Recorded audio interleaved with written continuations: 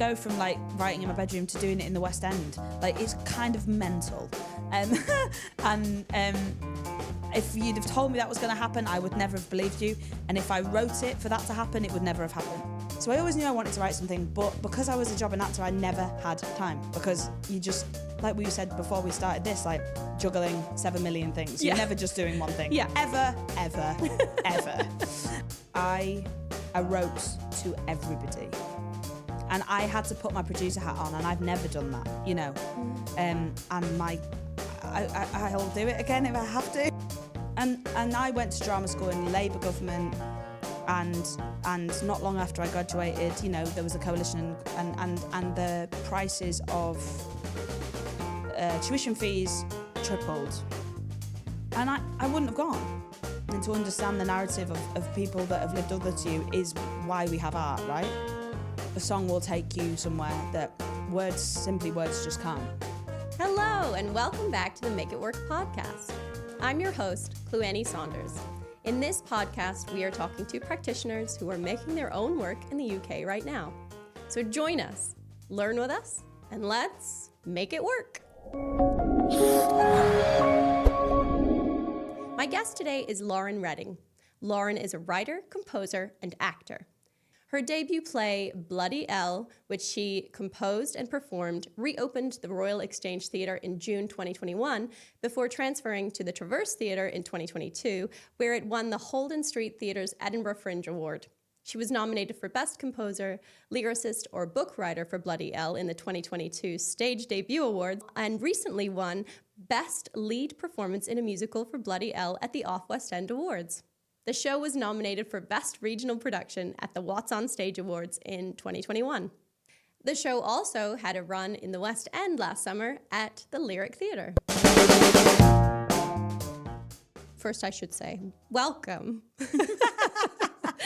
As if we haven't already been talking, but welcome. And it's taken a while to connect because you're so busy. Yeah, it's been a wild kind of 18 months, 2 years. And I think the first time we got in touch was when I was doing Bloody Elle in Edinburgh. It was the first time I became aware of you. Yeah. And I was like, I must speak to this woman about her wonderful show. And I was like, absolutely, but I'm really busy. Yeah. And then thank goodness you got back in touch as well a bit later, and here we are. But yeah, it's been a lot, but in a beautiful way, I think. Yeah. Sometimes, you know, and there's been a lot going on, a lot of juggling, but that's what being an artist is, isn't it? If it was one track, I'd probably get a bit bored. So I'm glad I've got a few things on the go. Does this feel like a sort of a revving up since Bloody Elle? Yeah, I mean, I've been in the industry for like 15 years. Yeah. And I've been a jobbing actor and working a lot, and you know, I've had some amazing experiences, but Bloody Elle definitely changed the game for me. And I guess, you know, it's the first thing I ever wrote, firstly. First full-length play I've ever written. And it kind of blew up. And off the back of that, I think the industry then looked at me in a different way, which I always knew I was, but you know, this industry is a tricksy one. So people whack you in a pigeonhole, and I think all of a sudden people saw me in a different light, which has then obviously ended in different pathways opening, and as a writer, as a performer, and it definitely feels like I've been on an A road and I've gone onto the motorway. That's how I'd say it. Yeah. Yeah. Great. And so now currently you're in Standing at the Sky's Edge. Well done. Yeah, that's the one. You really had to breathe then. It's because I'm always like, is there a the or isn't there a the? And things like that. Yeah. So Standing at the Sky's Edge at the National. Yeah, well, it's a national theatre production, but it's in the West End. So we're at the Gillian Lynne Theatre. Yes, of course. Yeah. I mean, if you saw it, didn't you? I did. Yeah. I saw it really recently, and I thought you were wonderful and Thank you so much. Very funny. I liked her probably a little too much. I was like, oh, give her a second chance. Thank you. Thank you so much. Yeah, she's a complicated character, but I like that. I like the grey more than the black and white. And I saw the show at the National because it was at the National last year. Yeah. and I enjoyed it. And when I got the meeting for it, I was really excited by that because, you know, I'm from up north. You know, I grew up down the road from Sheffield. It's a lesbian storyline in a musical with a live band of Richard Hawley's music. I was like, okay, this is pretty much perfect. And actually off the back of Bloody Elle, which, you know, is a one-person gig musical, it was just nice to perform with other humans, firstly, and not talk to myself for 90 minutes. But also music is a massive part of me as a person, but also how I approach work. Even if it's not musical, I still approach text musically. So I'd love to hear more about that. Yeah, we can talk about that. Wait, let's talk about that. I'll put it in my little brain bank for later. Yeah, okay, keep that in. So yeah, it from Bloody Elle to this feels like a really perfect kind of. It feels like the perfect next job for me off the back of the whirlwind that was Bloody Elle. Yeah. Over the last couple of years, yeah. So approaching text musically, I'd love to hear more about that. Yeah, well, so I started really in music. So my dad was in a band and I used to go on tour with his band, and I've just been surrounded by music my whole life. Yeah. And I picked up guitar when I was about 12 and started writing music. And I signed to a record label when I was 17. Oh, wow. And I gigged and busked and did all the thing. And this is like Spotify. This is like when you just did. You know, it wasn't about social media. I mean, it's so changed now. Yes. And then I thought I'd give being an actor a go, and you know, another great stable career. And then trained to be an actor in London, and then went on to work. But I think the musicality of language and words has always been the thing that interests me about any type of performance. So I'm not, you know, I don't mind a musical. I'm not a big musical theatre buff. Like, funnily enough, there's the girl who plays Poppy in Standing at the Sky's Edge, who plays my partner or ex-girlfriend. We share a dressing room, and she's queen of musical theatre, and she knows everything, and I don't know anything at all. You know, it's like but I guess music for me is bigger than musical theatre in theatre. It's about how we use music and how we use sound design and how we, even the use of language and rhythm, because I do quite a lot of spoken word and I write a lot of poetry. So I guess when I approach a musical or I approach a play with music, there's an obvious musicality to that. But I guess the way my brain works with language and humour, especially humour, like, you know, a punchline, there's a rhythm to it. Yeah. So that's, and when I write as well, I can feel when it works and I can feel when it doesn't. And I can't really, and it's not the mathematics of music, it's the feeling of music. Like I don't really read music, I just feel it. And I guess that's the same with text. And I know when I write something that works, I'm like, that works. And I don't know why, but it's the rhythm of it. Yeah. Yeah. So if that's, that's a kind of way of explaining it, I think. So you were doing you had a career in music? Yeah, when I was young. Yeah. I mean, I was young and very wet behind the ears, but I obviously had something. Yeah. And I had a really great time. We made an album and I gigged a lot and kind of had the taste of that world. But then the Spotify and you felt the music industry really shift in the kind of early 2000s, early to mid 2000s. And I think I'd always enjoyed performing because I enjoyed the kind of taking my audience on a journey. And acting was something that I did enjoy doing, but I thought, well, I'll give it a go. And then I got into drama school and I thought, okay, well, you know, let's give that a go for a bit. Yeah. And then I kind of fell in love with acting, and music was always part of that. But if you can't really do both at the same time, you know, you can't train to be a marathon runner and, I don't know, be a head chef in a kitchen. Like, they're two big things. Yeah. And there was a point where I had to make a decision of what I wanted to do. Yeah. And I made the decision to be an actor. And luckily, I've managed to frame my career that I've managed to get a bit of both in there. Yeah. Especially with Bloody Elle. I mean, Bloody Elle is kind of based on my experiences, and it's a gig. It's, you know, titled a gig musical, and I wanted it to feel like a gig at the start, and then all of a sudden the roof comes off and we go on a massive journey, which is what theatre can allow us to do. Yeah. So yeah, a bit of a mix really. What is a gig musical? It's a term that I have come across more and more frequently in the past few years, and I don't know if I was hearing it 5 years ago. So I mean, gig theatre. I mean, gig musical. I don't know if I made it up but I kind of was just like, I think it's that. Gig theatre. I don't know where it started from. I'm sure people do, but I know there's a really good mate of mine was one of the founders of Middle Child, which is based in Hull. And in my kind of head, they kind of made it into this thing that everyone knew about. And everyone have a different opinion about this. But for me, what gig theatre is, at a gig, anything can happen. And the audience are part of the conversation. Okay. Whether they're actively part of it or not, but it's not a passive experience when you're at a gig. You're there, and anything can happen. And I think that's what I enjoy about it.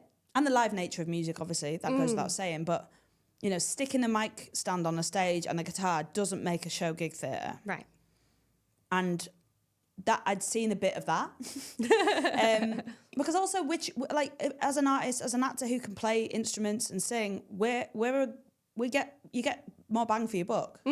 So, and there is a difficult industry. So people want to have music on stage and they want to have a play and they want it all and they only want to pay 5 of us to do it. Yeah. And I get it. Yeah. But I often find something always lacks. Yeah. Because there's not enough time. I mean, sometimes it works and it's beautiful and it's brilliant and it really adds to the story. And sometimes it feels like it's slapped on because they just need someone to play guitar at that moment. Yeah. And that's why the kind of gig musical thing came into my head, because when I gigged, I used to chat to my audience all the time. Yeah. And every gig would feel different because I'd get a rapport with them, And it's not like stand-up, because I would never want to try stand-up. Oh my God. But it definitely feels like it's not just me on there. Yeah. And that's why in Bloody Elle, for example, I want it to feel like it starts and then we have a chat and then we continue to chat. Yeah. And that's why at the end of the show, people would come up to me and they feel like we've been in the pub for 2 hours. I don't know them, but they feel like they know me. Yeah. And that's a beautiful thing. Yeah. And music allows us to it's a universal language, isn't it? So a song will take you somewhere that words just can't. And I think that's the beauty of gig theatre when it's done really well. Yeah. Yeah. And it is done really well. I mean, I went and saw the show, and me and my friend, we go to Edinburgh most years. We were in awe of you. Couldn't talk about anything else. Are in awe. I shouldn't say it in past tense. Are in awe. It's a really beautiful piece and so well performed. Thank you. And I think, as you say, it does feel like you're being taken on a journey, but also just having a chat. Yeah. Which is really, really lovely and a beautiful thing to see. So going back a little bit, how did Bloody Elle sort of come to be? I know it had maybe its start in lockdown, am I right? Yeah, I mean, strap in, it's quite a story. Great, I'm excited. I mean, so I always knew I wanted to write something. And I was frustrated by not seeing enough female identifying queer narratives that felt real. Or real's a weird word, maybe not that. But I was kind of bored of seeing fetishized and through the male gaze and a phase and all those things that I, as a lesbian, want to see. I want to see. Representation's so important. Yeah. And I grew up with such a lack of it. I didn't even know what a lesbian was until I realised I was one. Wow. And then even now, it's around, but it's kind of added on to spice them up and that's a massive broad brushstroke of generalisation, but that's my experience. And I was frustrated by not seeing enough of things that I wanted and needed and think people, should see. Not just queer people, but people that identify as straight, to understand our experiences and to understand the narrative of people that have lived other to you is why we have art, right? Yeah. So I always knew I wanted to write something, but because I was a jobbing actor, I never had time, because you just, like we said before we started this, like juggling 7 million things. You're never just doing one thing. Yeah. Ever. So I knew I wanted to write it, and I, obviously I was a singer-songwriter before, so I have got a lot of songs. Yeah. So there's 4 songs in the show that I wrote when I was like 17. Oh, great. So it feels like it's been a body of work for a long time, but also I did start writing in lockdown. Now, the reason I started writing it in lockdown wasn't because the world shut down. I mean, that is a part of it. But I had an injury in January 2020 Okay. that I, on stage, on a press night in the Scottish play. Oh, no. And I ended up in a wheelchair. It was my knees, both my knees went. Oh, God. And I had surgery, and it was bleak. Yeah. And I'm absolutely fine now. But it literally stopped me in my tracks. Now, I'm a doer. Mm-hmm. So if lockdown had happened, I'd have got a job, I'd have done something that we could have done at that time, Mm-hmm. Or baked banana bread, or done a couch to 5K, or all those things. But I couldn't. Yeah. So I was literally sitting down, and I thought, well, now's the chance. Yeah. It kind of, I started writing it in like February 2020. And then by the summer, I kind of had a draft, and I approached, because I've been in the industry a long time. I approached people that I knew. I approached James Frewer, who's middle child. I approached, lots of people who it's scary reading something new to somebody, especially when it's based on your experiences. It feels very vulnerable. And I'd never written anything full before. So I was like, right, well, let's do it. And I Zoom read it to a few people. And then I had some notes. And then I kind of approached a few people who I'd love to work on it with. And for me, it was really important that the people that I was working on it with were, could understand the subject matter in a way that I don't have to explain it, and that's not patronizing. It's just when have a lived experience, when it's related to something like sexuality, you need someone who just gets it without having to explain it. Yeah. And I've, Bryony Shanahan, who was the co-artistic director of the Royal Exchange, and Alexandra Faye Braithwaite, who grew up 2 streets down the road from me when we were younger, are both queer female artists, director and sound designer. And I was like, they are literally perfect. So I contacted them, and because it was lockdown, everyone was kind of free. Bryony wasn't. Bryony was dealing with a very difficult situation running a theatre during a pandemic. So she was like, I can't do anything. I'm up to my eyeballs. But her Al, her partner, they're together, was like, yeah, I'll have a listen, mate. And she kind of listened. She's like, yeah, there's something in this. And weirdly, Bryony was going to the they lived together. And Bryony was going to the toilet, and she overheard me doing the reading and ended up like poking her nose in and listened to it. Amazing. And after that went, we have to do this. Right. I don't care how busy I am. Let's do this. And that's kind of how the relationship with the Royal Exchange started. And that's where we opened it in 2021. And then we went to Edinburgh the following summer. So, it kind of happened quickly. And people told me that it doesn't happen like this, Lauren. Like, things don't happen this quickly. But also because none of us were doing anything. And every time I got notes, I could do the rewrites then. Because I was there. And I was, getting my knees sorted and all that. So in a way, I wrote it in 2020. In a way, I wrote it when I was 17 because some of the stuff is from that. And because it's, like I say, it's based on my experiences, it kind of feels like a body of work rather than just I sat down and wrote a play in 6 months. So you had some songs pre-existing. So were you molding them into this? Did you sort of go, I want to write a story around these, or because it was from real life, they already fit? Yeah, a bit more the latter.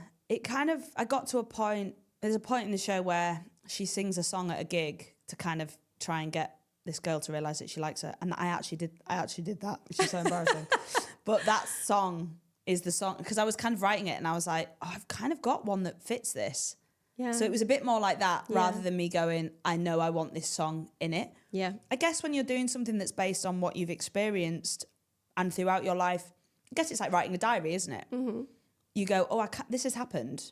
What have I got in the catalogue that fits? Yeah. And that's actually really lovely because people that have known me for a long time that saw the show are like, oh my God, I remember when you used to gig that. And I think you had an arranger credit on the show. Is that, so did you have someone, because I know you used a lot of loop pedal. Was that in the original songs or was that part of the arrangement? So I wrote all the songs. Yeah. And I worked closely with Al, who sound designed the show. And she has this amazing mind where she can make things just like slap. And I don't know how she does it. She's a genius. My musical mind is quite lyrical and word-based. And I think together we just fit. And I think things that I go, it's hilarious. When we work together, we don't even talk. We just go, yeah. And she's like, yeah. And then, so together, I kind of came with these, because there's 14 songs in the show, but with this, then the sound design just made everything pop. And, and we got in the, Al's got a studio in Stockport, near Manchester, and we just went to the studio and we just played around and we came up with things. And that's why I love it and I'm so proud of it. And I really, it feels like a part of me, is because it's been such an organic process. And we had time. We had time to do that. And I think every time, because we've done it a few times now, we've gone back to it. And every time we come back to it, we've all changed. And because we all care about it, it's all of our stories in a way. And there's a little bit of everyone that's worked on it within it, even though it's me and it's my story and it's me on stage and it's my, it's very much a collective. Yeah.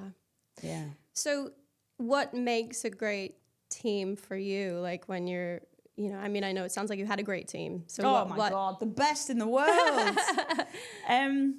What makes a great team? Because I know you're working on new projects now. I am, yeah. I mean, how much do you cling to those people you had before or finding new people? I mean, if I could work with them every time, I would. Because,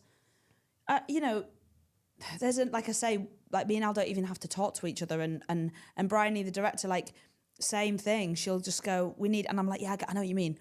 I think for me, what makes a really great team is an open and listening room that leads with kind of kindness, because we're all of us are there to do a job, and creating art is a vulnerable thing, whether you're writing it, whether you're directing it, whether you're designing it, whatever it may be. We're all going, oh, it's a little bit of me, is that okay? And I think everyone in that room, we're now so close, and we were already, but there's a bond now that is created. And I think ego is, for me, the big no. I think you're all there to do a job, and it doesn't matter what your title is or if you've done X, Y, Z. Like, we're all there to make that. And that's how I enjoy to work, because if I could just close the world off and just work with people that have got amazing minds, that'd be the dream. But unfortunately, the world still cracks on. Your phone goes and all that. But we have a laugh as well, man. We have a laugh.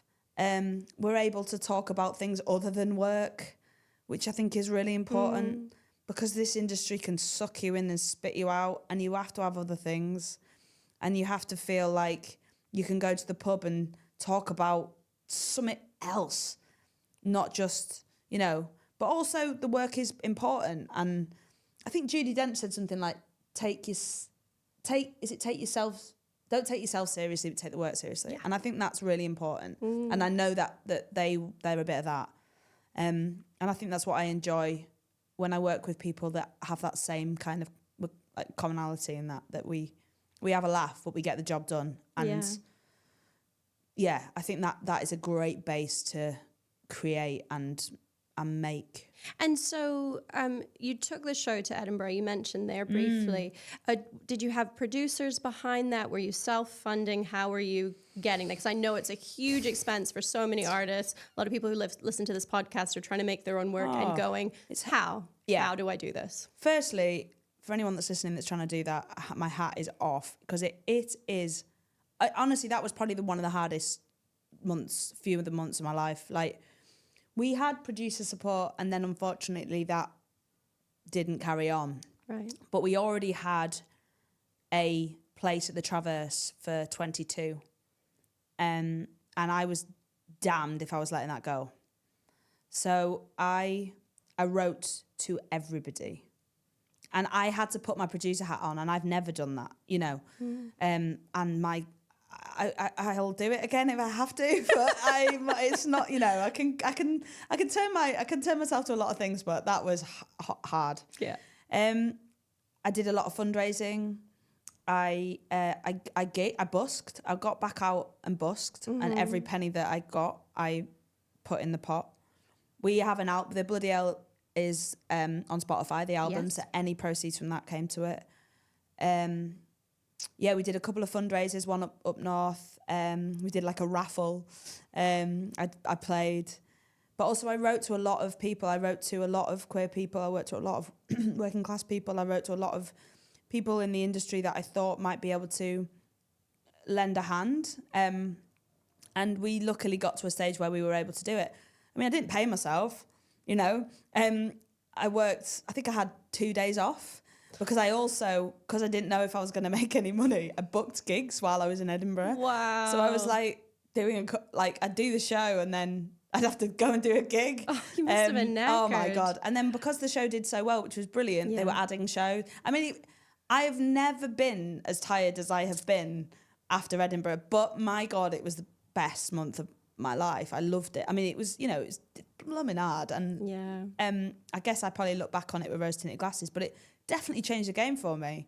And I'm so glad that I was able, and you know, we had some really, we had some angels, I call them, that came through. And I think it's just about being honest. And if you know what your work is and you know what you're trying to do, think about people and you know, producers or corporations that you can contact and say, look, I'm doing this thing and I think it really matters. And I can't think of anything else that's really like it. And if you could spare any money to help this happen, you know, and it feels weird because it's not a bit of me but I guess that's why I care so much about the show and you know, people have watched the show and they've come out afterwards that I've helped people understand, like parents have thanked me for helping them understand their children better. Oh, wow. Like, it matters because there's not a lot of it. And yes, it's 2024 and queerness is everywhere and it's fine. But I cannot tell you how important these kind of really simple stories about love, essentially, from a different lens can change people's lives. And, you know, I've got a mad document of, I call it an impact pack. Not, you know, you have a press pack and and I call it an impact pack because just all the messages that I've ever got, letters, cards from like an 8-year-old guy that, you know, like it stretches across. You think, you know, I thought I was kind of writing it for, you know, young queer bees that need a voice, but actually it's for everybody. And if you know what it is you're trying to make and take to Edinburgh and you really believe in it, then just do everything you can and contact everyone you can just to get it out there, get it known. Social media as well, like, I mean, I'm a bit allergic to it, but also I understand the importance of it. And I think it's about fundamentally knowing what it is you're trying to do with what you're doing. And if you really know that and you really think that it should be out there, then go for it. I mean, I just ran at walls and luckily it came good. Yeah. There are stories where that doesn't happen, but it's impossible, I think. And now that we've lost the vaults, you know, it's travesty because making new work, where do we go? Like, where do our voices get heard? Because Edinburgh, we're getting priced out. The price of accommodation in Edinburgh is absolutely criminal. Yeah. That needs looking at. I mean, a huge percentage of the entire budget for us for Edinburgh was literally, where do we sleep? Yeah. And it's awful. And then when you lose something like the Vaults in London, like, you know, it's a sad, scary time for us that make, but that's why things like this are important, where we can like feel like we're in a community, because you're not alone. Yeah, absolutely. You're not alone. So you mentioned there just briefly that about approaching working class people, and I've heard you say before, I think you said it on stage when you were previewing one of your new songs from Jack. Yeah, Jack, you yeah, said, yeah. I give a lot of shits about Yeah. this. So can you tell me a little bit more about your experience being in this industry as a working class person, and why you think that's so important? Yeah, I think this industry has become an elitist industry, and I mean, whether it's become it or whether it always has been. I think when you look at the price of tickets alone, you're literally alienating an entire group of people. Money is a thing. We've just been speaking about with funding, you know? Yeah. And I think art's for everyone. I think stories are for everyone. I think, and the way that we make it and the way that we tell it should include everyone. And unfortunately, you know, my brother will come to all my gigs, but he will rarely go to the theatre. And I'm like, but it's, you know, and he did come and see Bloody Elle and he did enjoy it. And he was like, yeah, I'll come to that. But but it's a strange thing that theatre feels like away from quite a lot of people, especially the working class community. And I'm like, no, like it's come, because it is for you. But when you're selling tickets at £120 a pop, you know, it's not going to happen. No. So, and I went to drama school in the Labour government. And not long after I graduated, you know, there was a coalition, and the prices of tuition fees tripled. And I wouldn't have gone.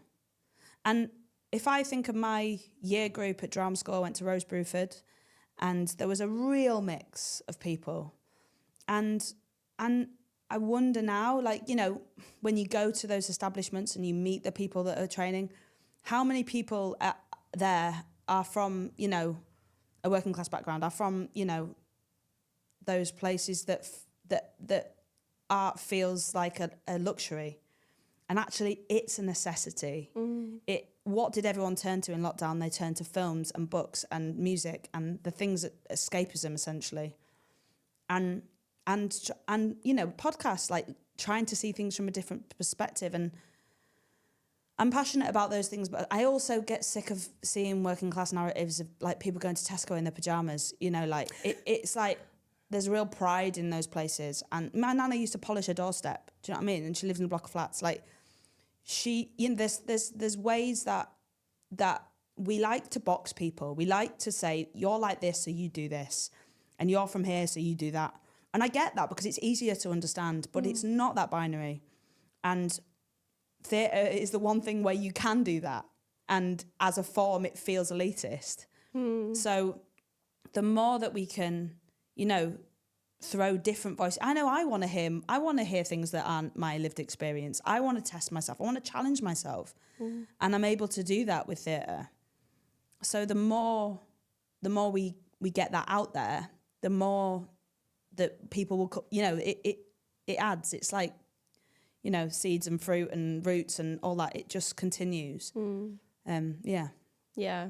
And I think that's what you're talking about when you say representation as well. It's just, you know, absolutely, people see themselves on stage and they go, I can do that. Yeah. Now I know I can do that. Absolutely. Yeah. And you've got your obvious, you know, you watch TV shows, for example, where, I don't know, you can see what it is. You can see the groups of people.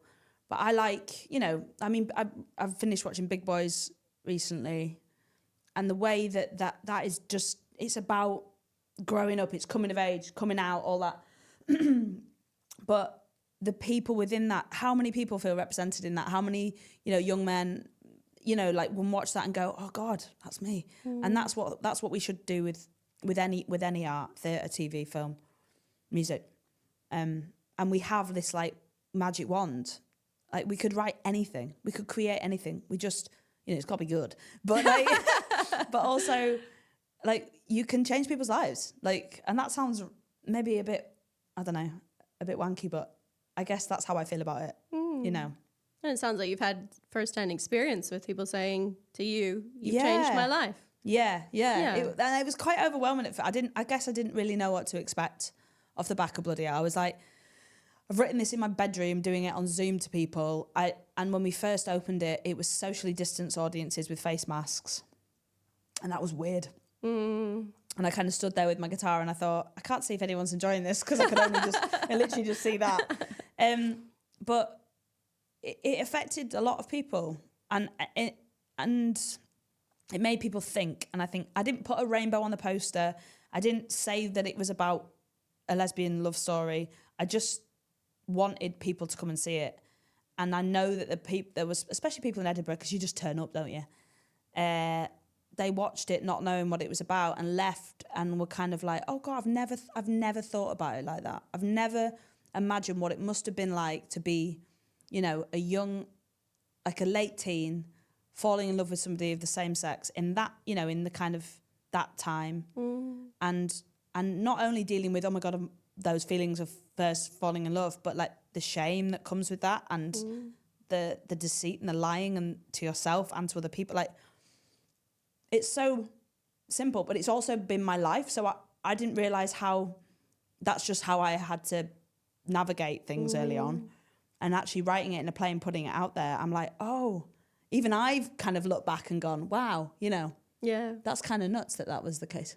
Yeah. But it still is, And it's so interesting as well because you play it from, again, two perspectives within that world even, two women falling in love with each other. And the thing that's most interesting about Elle and Eve is where they're from, not that they're the same sex, No, just it's who they are, and that's way more interesting. I mean, the first time that I met somebody that I fell in love with was absolutely, minted out a blood horse in the garden and a river and all that, and I was like, what? And that is way more interesting to me than the fact that we both identify as women. Like, and I think that's what people really love about it. It's what I love about performing it as well. I get to play a version of myself and then all these other people. Yeah. And a very posh kind of, Yeah. It's fun to do. It's exhausting. Yeah, I bet. Yeah, because you play... How many characters do you play in it? I play Elle, then and now. I play, because it kind of flips in time. I play the mum. I play Eve, the love interest. I play her mum. I play a few people that work in chips and dips. So Jack, Aaron. Yes. Great characters. Very funny. Amy. Oh my God.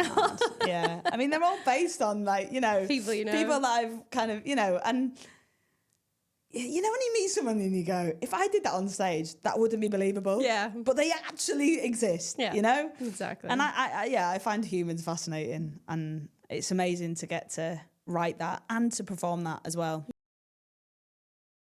And now you're writing some new work. I am, yeah. Jack?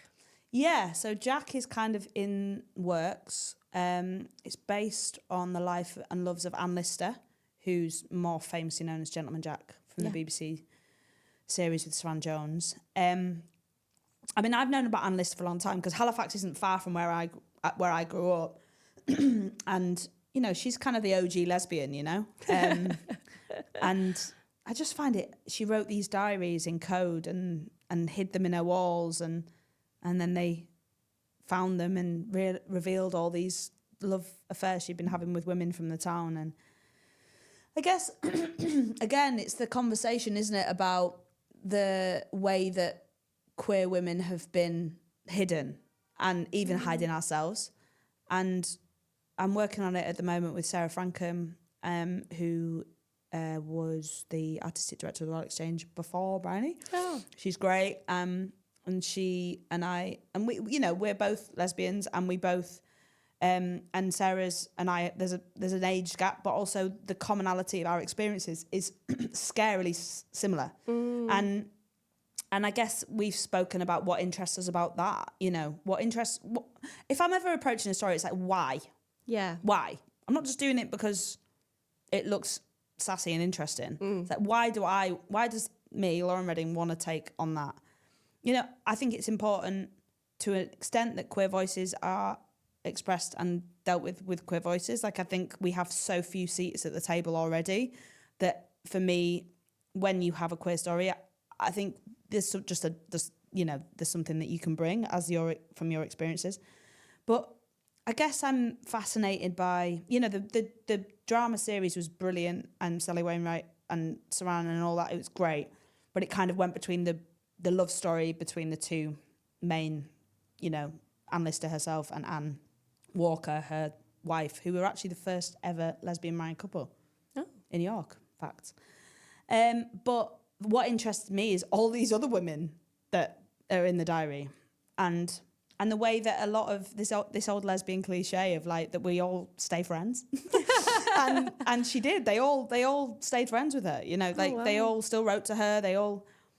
And it's a community, like and we're unpicking it, and it's a really cool thing to attach myself to, because firstly, lesbians, but secondly, it's just a really fascinating story of acceptance and self-acceptance and the power that we have within us, that as women or non-binary people, that we do matter, and we have mattered, and we have existed, and that's the story I'm interested in telling. And the music, I mean, I like to write stuff that makes you feel stuff. And we had this amazing night at Signal, which Adam Lenson runs amazingly, and it's an opportunity to try out new work. Mm-hmm. And I had this song, and it's sang by the 5 women that she kind of leaves behind. Yeah. And I got to do it with a band and the most insane vocalists. I mean, they are all my mates, so I'm very lucky. But I was like, mate, will you do it? And they were like, oh my God, yeah. And it was so much fun. But to hear it and to give it a go. I mean, it's on my Instagram and it's on my Twitter. Like, if you're listening and you want to have a listen, like, I mean, anyway. It's an exciting place to start. And we've got a structure, and we've got an idea of how we're going to do it, and we've got a couple of songs, and we're looking to go into R&D later in the year with some actors and try out some stuff. But it'll be 5 women, 5 female identified people that will tell the story, and it's super exciting. Yeah. So now for that, you're writing for others. Yeah. Is that a different feeling than something you're going to be putting on yourself? Definitely, yeah. Because I'm also writing another thing which I've kind of written a part for myself in, because I'm like, I just really want to do that. Right. Whereas that feels, I mean, I could do it, but also I'm not approaching it like that. And I'm quite excited to, I love R&Ds, I love workshops, I love trying stuff out. I love rehearsals. Rehearsals are great. Like, rehearsals are my favourite bit of anything. But, just before January, just at the end of last year, we had an R&D on this new play that I've written for the Royal, it's as part of the Peggy Ramsey Channel 4 bursary through the Royal Exchange. And what's that called? It's called Three White Roses. 3 White Roses, yeah. Okay. It's based on the Greek tragedy of Electra. It's about 3 sisters in a caravan, basically, in Yorkshire. And again, it's got a live band on stage with like Greek chorus kind of narrator, spoken word stuff. And it's really exciting. And the dramaturg, Suze Bell, shout out to Suze at the Royal Exchange. She was like, do you want to be in it? And I was like, I think I do. But at this point, I just want to be a writer and sit in the room and listen. And it was such an amazing experience, because I just got to hear it. And I also got to hear it from a completely different way than what I'd written it. In some cases not, but in a lot of cases, yes. And that's the beauty of having, like, when we were like, who do you want to do it? I kind of gave, me and Bryony's directing it, gave a list of dream names, and they all said yes. And I was like, oh my God, this room is going to be so good. And I guess that's what I was saying earlier about a dream team, a dream room. You've got open, unegoed brains that just want to have a chat and ask questions and make you think. And so I've left with a stash of notes, but in a really positive place. And to sit in that room as a writer, I don't think if I'd have been reading it and doing it, I would have been able to access a lot of that stuff. And that's what's so important about those, you know, the opportunity to play, because that's what we do. We play and we create. Yeah. And you were just saying how you love a rehearsal room. Yeah. I also love a rehearsal room. But in terms of when you're making something, for you, when you're going into this R&D, for instance, for Jack, are you wanting to have 95% of the play written? Are you wanting to have 100%? Or are you going into that space hoping you'll find things and devise things in the space? I guess they're different, right? Yeah. I mean, the last one I did, it was written. Yeah. And it existed, and it was a full play. Yeah. And that was a really wonderful place to start. But I knew what it was. Jack feels like a really exciting new thing, which is so it'll be different. I won't have a whole thing. I think what the aim is to have sections and a few songs and try it and see how it kind of fits together. And I've been in R&Ds that are similar. I've been in ones where you turn up and the book is there and they've already picked everything and you're just kind of like, okay, cool, wicked. And you ask questions and you create something. Whereas I've been in ones where there's not a lot. Yeah. And I don't think there's a right or wrong. I think it's what's useful for the creators and the writers and the people in the room. And I think what would be really unuseful for me, for Jack, I know, is going in with what I think it is. Yeah. And actually, if I get, and hopefully will, you know, get a really exciting room of humans and some of my brain out, then I'm excited to see what happens with that. Yeah, I'll let you know. Yeah. Really, I'll let you know. Yeah, because I guess it's different every time, really. It really is, and I guess that's why I love it. And it's kind of nuts, isn't it, that we do this industry where you never really know what you're doing from day to day, and this time next year you could be in Australia. Do you know what I mean? Like it's such a. But I kind of love that everything feels different, and that there's no right way. There's no right way of doing any of it. No.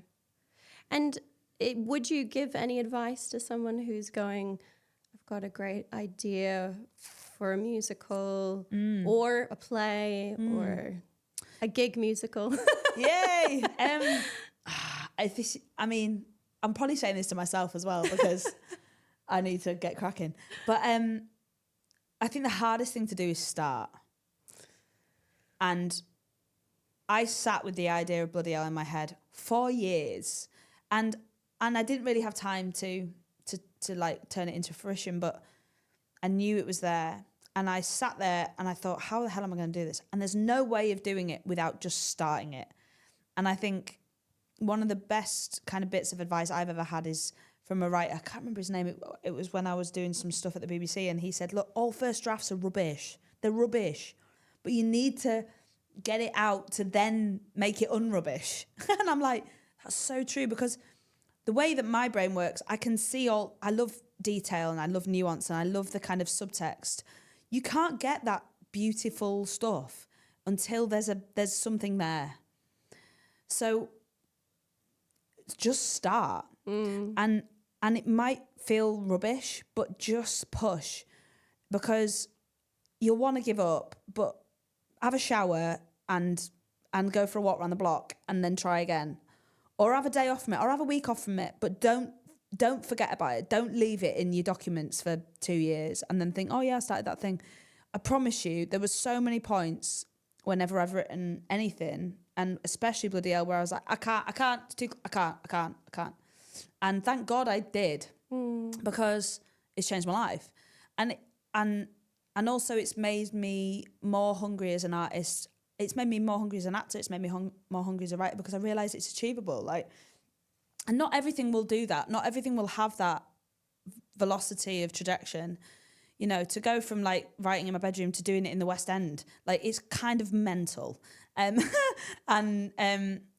If you'd have told me that was going to happen, I would never have believed you. And if I wrote it for that to happen, it would never have happened. Just say what you've got to say. Think about what you want the audience to leave with, and just whack it out. And I promise you, when you finish that draft, you'll probably read it back and there'll be things that won't work, but there'll be things that do work. And they're the things that then we stitch into and we grow from. I'm saying that to myself as well, because it's hard. Like those creative juices, they don't know, they come at 3 a.m. I'll be in bed and I'll go, oh my God, I've got it. I've been up all day. Why did it not come then? You know, we don't work 9 to 5 and we can't put ourselves under those restraints either. You know, I think, yeah. And also just chill out. Like if you stress your brain, it will just not help you. It's a really fine balance. And I'm new to it really. And I've always written music and I've always written like poems and I've always written songs, but to sit and write like a full length thing, it's a very different craft and it's a different discipline, and you kind of have to like set yourself some time in a quiet place or however you like to work and just turn your phone off. So turn your social media off.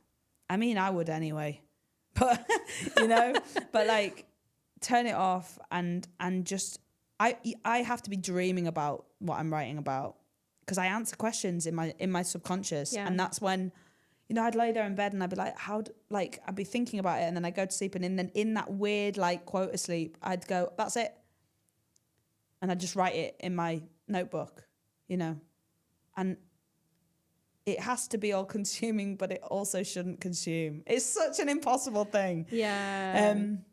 But I guess the main thing is start,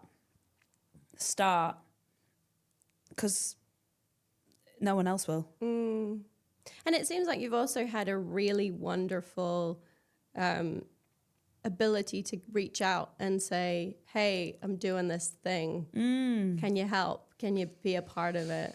Yeah, I've had to. Yeah. And I guess because I believe, like I say, it's because I believe in it, so I don't feel cringe. Good. Like I find the whole thing of like, hi, how's your day? Cringe, you know, like, but when you've got something to say and you've got something that you think matters and you care about, it's easier to sell that than it is to sell yourself, really. But it is, like I said, it's annoyingly, but it is a massive part of it, because how else do people know about it? And, marketing now is so about social media. It's so about that. It's less, you've obviously got the posters on the tube and all that, but TikTok. I mean, I didn't use TikTok, and now I have TikTok because when the show was going into, we did it at the Soho Theatre, and then we had a week in the West End, which was wild. Yeah, amazing. Feels like a fever dream. It's like, did that happen? It did. Yeah, at the Lyric Theatre. At the Lyric Theatre, yeah, Shaftesbury Avenue. Seeing my massive face up there was such a thrill. Yeah, and I was kind of doing me and a lovely actor called Declan Bennett, his show Boy Out the City, which I think is on tour as well. Okay. So little shout out to Deck. The show's great, and we kind of he did a show and I did a show. It's like a double bill. Yeah. Both queer stories and in the West End, and I'm like, what? Is everyone okay? But I was like, I need to reach out to the community and get them to know about this. Yeah. So social media was the one. It feels like a necessary evil Lesbian these TikTok. days. Yeah. Yeah. Like lesbian TikTok. Lesbian TikTok. Great. Yeah. You've just got to get out there. You've got to get out there. Great. Yeah. Thank you so much. It's been such a pleasure. Thanks for having me. It's been a joy. Thank you. Thank you. Thank you so much for joining us for another episode of the Make It Work podcast. If you haven't already, please like and subscribe to our podcast so we can keep bringing you these great chats.